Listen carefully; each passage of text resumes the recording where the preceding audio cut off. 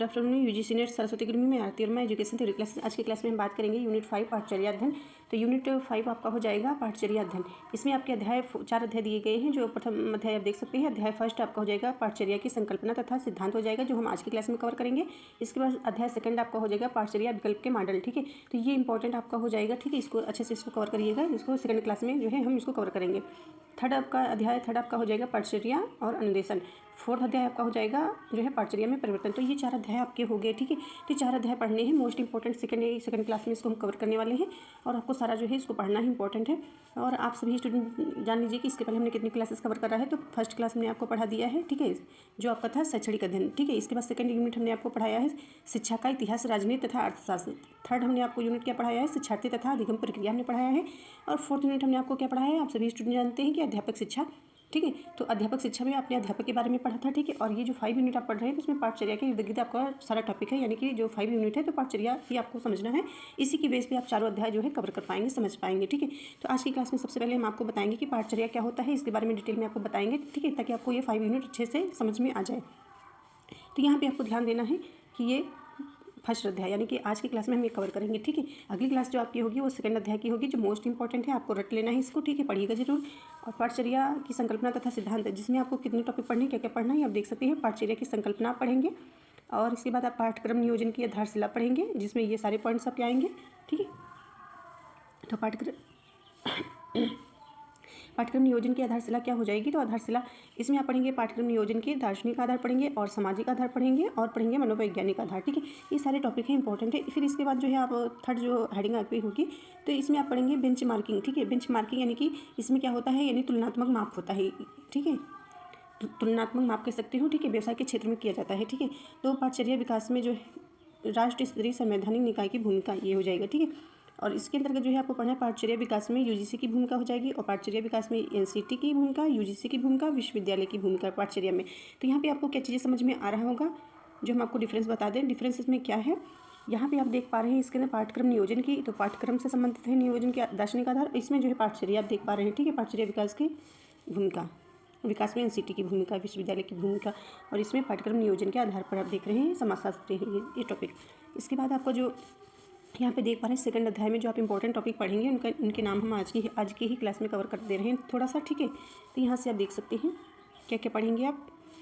तो ये टॉपिक जो है, ये सारे टॉपिक और ये सारे टॉपिक ये हम सेकंड क्लास में आपको कवर कराएंगे सेकंड अध्याय के अंतर्गत। ठीक है, तो यहाँ पे देख सकते हैं पाठचर्या को कैरिकुलम बोलते हैं और पाठचर्या के उद्देश्य। ठीक है, तो यहाँ पर आप देखिएगा जो पाठचर्या अभिकल्प मॉडल हो जाएंगे। ठीक है, और पाठचर्या मूल्यांकन के मॉडल। तो ये मूल्यांकन के मॉडल देखेंगे, अभिकल्प मॉडल देखेंगे। तो इसमें क्या होगा कि परंपरागत मॉडल हो जाएगा, विषय आधारित मॉडल हो जाएगा। ठीक है, यानी कि इस प्रकार से आप देखिए पाठचर्या अभिकल्प मॉडल। ठीक है, पाठचर्या अभिकल्प मॉडल है तो ये आपके सारे जो सक्षमता आधारित मॉडल, सामाजिक कार्य, ठीक है, मॉडल हो जाएगा, या क्रियाकलाप मॉडल कह सकते हैं, व्यक्तिगत आवश्यकताएं या व्यक्तिगत आवश्यकताएं या अभिरुचि मॉडल, या परिणाम आधारित एकीकृत पाठ्यक्रम मॉडल। तो ये जो है इसके अंतर्गत ये सारे टॉपिक आपको पढ़ने होंगे, यानी कि पाठचर्या विकल्प के मॉडल और पाठचर्या मूल्यांकन के मॉडल। ये मूल्यांकन के मॉडल होते हैं जो मोस्ट इंपॉर्टेंट है। ये टाइलर मॉडल हो जाएगा, एक आपको पढ़ना है, स्टेक मॉडल पढ़ना है, स्क्रीवन का मॉडल, किलपैट्रिक का मॉडल। ठीक है, तो ये सब पढ़ना है। किलपैट्रिक नहीं, ठीक है, किलपैट्रिक मॉडल। ठीक है, तो ये पढ़ना है। और किलपैट्रिक जो है परियोजना विधि दी है उन्होंने, ठीक है, वो दूसरा अलग है। फिर इसके बाद आपको क्या देखना है, पाठचर्या के बारे में बताएंगे। तो आई होप आप सभी स्टूडेंट को समझ में आ रहा होगा। हमने फर्स्ट अध्याय हम आज की क्लास में कवर करेंगे। सेकंड अध्याय में हमने आपको अभिकल्प के जो है मॉडल हमने आपको बता दिए हैं और मूल्यांकन के मॉडल बता दिए हैं। ठीक है, उसको सेकंड क्लास में कवर करने वाले हैं।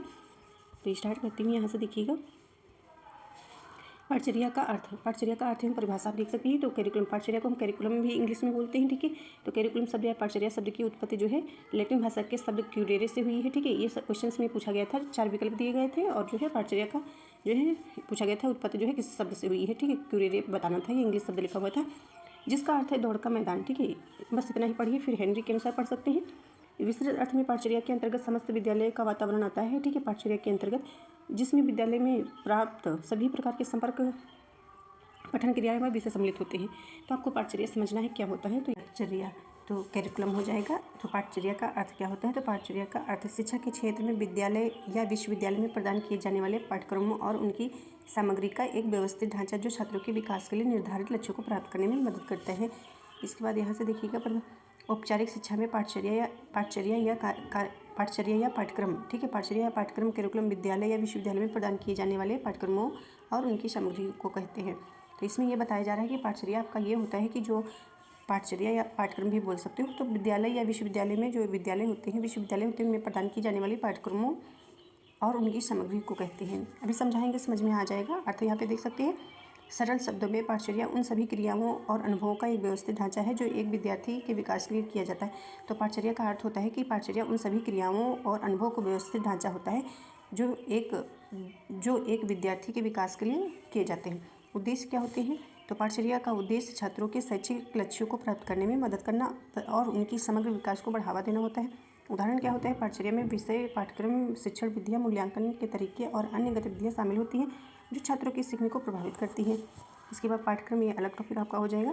तो संकुचित अर्थ में पाठचर्या के एक अन्य शब्द सिलेबस या पाठ्यक्रम शब्द भी प्रयोग किया जाता है, जिसका अर्थ कोर्स ऑफ स्टडी या कोर्स ऑफ टीचिंग भी होता है। महत्व क्या होता है? तो पाठचर्या का महत्व क्या है? तो पाठचर्या शिक्षा का आधार होता है। ये जो पाठचर्या शिक्षा का आधार है और यह छात्रों तथा अध्यापक को जोड़ती है। तो पाठचर्या एक आधार होता है जो छात्रों को और अध्यापक को एक साथ जोड़ता है। तो डिफरेंस आपको इस प्रकार से समझना है, जैसे कि ये हो जाएगा पाठचर्या, ठीक है। ये हो जाएगा पाठचर्या, ठीक है। ये हो जाएगा पाठ्यक्रम, ठीक है। ये पाठ्यक्रम हो जाएगा।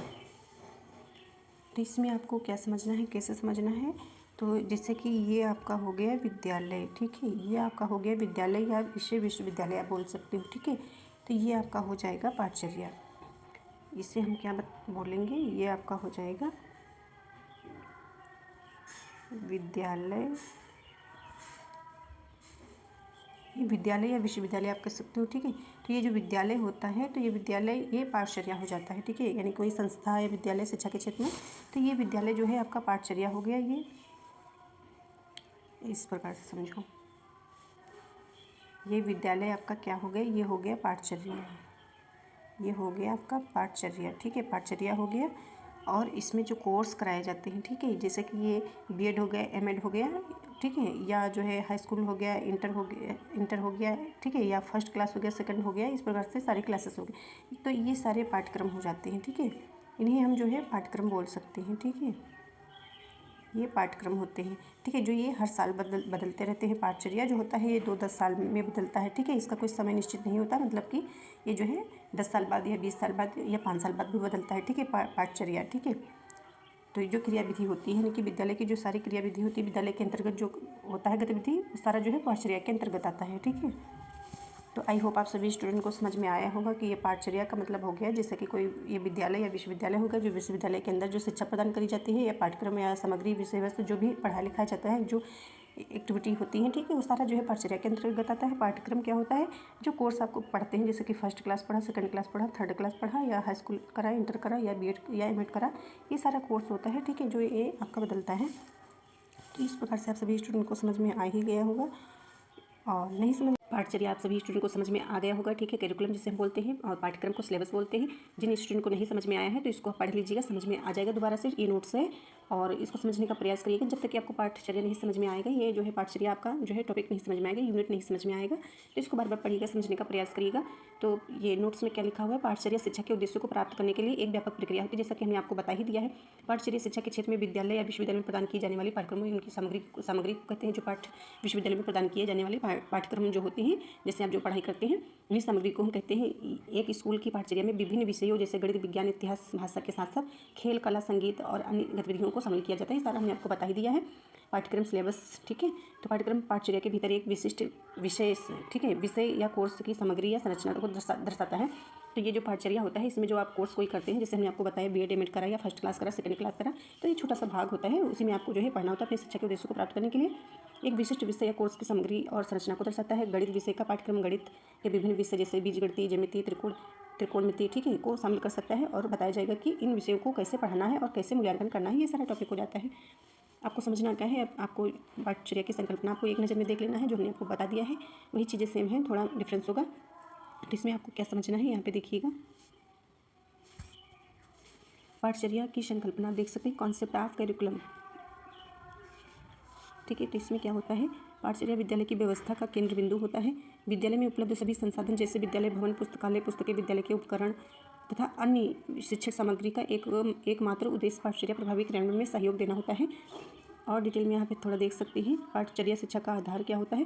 पाठचर्या द्वारा शिक्षा के उद्देश्य की पूर्ति की जाती है, ठीक है। और यह एक ऐसा साधन है जो छात्र और अध्यापक को जोड़ता है। हमने आपको बता ही दिया है, पढ़ा दिया है। इसके बाद आप ये परिभाषाएं भी दी गई हैं, यहाँ पे परिभाषा एक नज़र में आप देख लीजिएगा पाठचर्या की।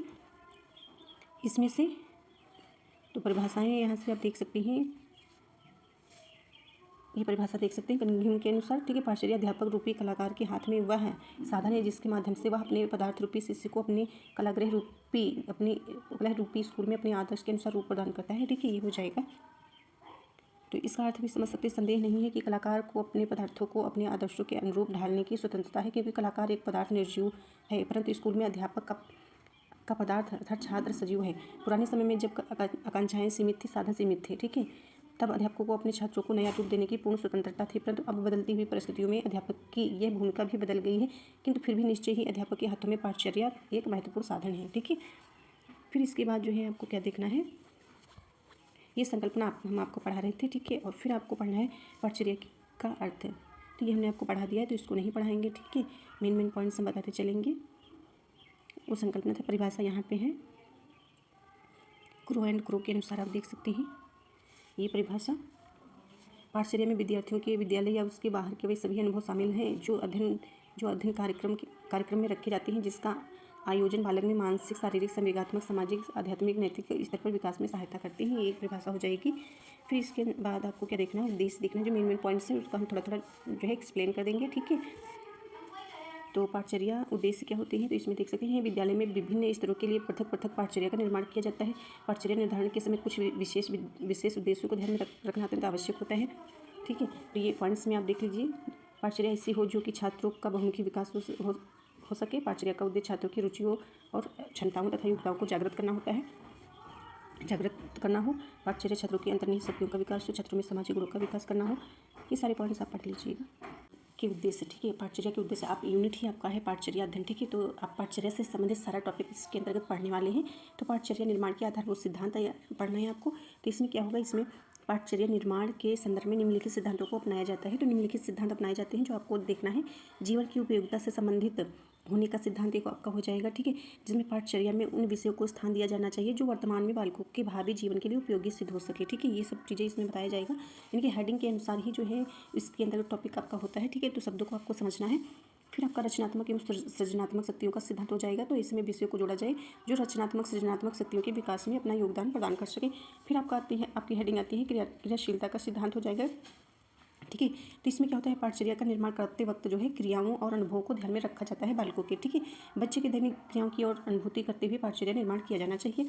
फिर नैतिकता तथा जो है उत्तम आदर्शों का ध्यान रखा जाता है। फिर लचीलेपन का सिद्धांत जो आता है, तो पाठचर्या निर्माण के समय ध्यान देना होगा कि हमारी पाठचर्या लचीली हो, ठीक है। फिर इसके बाद जो है आप देखिएगा इसमें लचीली, इसमें और समझ लीजिए थोड़ा क्या होता है, जिसमें बालक की आवश्यकता के अनुसार परिवर्तन किया जा सके और अनावश्यक बालकों पर बोझ न लादा जाए, यानी कि ठीक प्रकार से जो है पाठ्यक्रम का चयन किया जाए, ठीक है।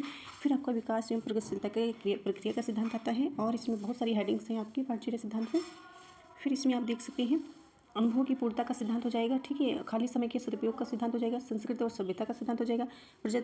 प्रजातंत्रात्मक भावना के विकास का सिद्धांत, सह संबंध का सिद्धांत, सर्वांगीण विकास का सिद्धांत हो जाएगा, संतुलन सिद्धांत हो जाएगा।